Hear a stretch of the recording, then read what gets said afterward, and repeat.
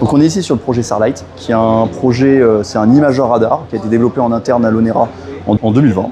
Et on est sur une charge compacte, donc de 6 kg avec une autonomie de 20 minutes, qui peut être montée sur un drone, donc là on a un DJI M600, mais qui peut être monté sur d'autres types de plateformes.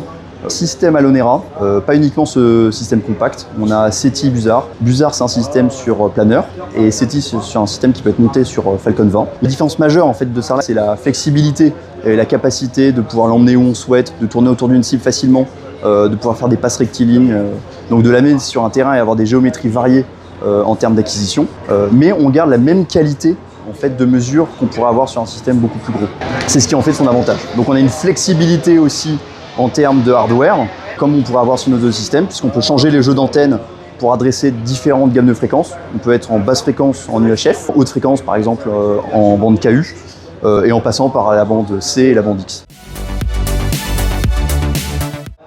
Alors c'est un système qui peut être à la fois utilisé dans des projets civils et à la fois dans des projets militaires, donc ça adresse les deux, justement par la configuration et la variété des acquisitions qu'on peut avoir avec ce système-là.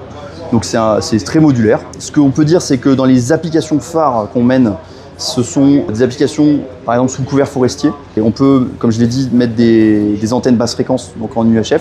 On peut avoir une certaine pénétration dans le sol et sous le couvert forestier, ce qui permet de faire la détection de véhicules militaires, par exemple, sous couvert, ou la détection de mines. Alors ça reste des projets de recherche, donc il y a encore beaucoup de travail à faire dessus, mais c'est ce qu'on essaye d'adresser. On essaye aussi d'adresser des problématiques différentes comme des problématiques d'IA. Maintenant, il y a de plus en plus de post-processing. Bon, il y a les post-processing conventionnels, mais aussi d'IA qui sont développés.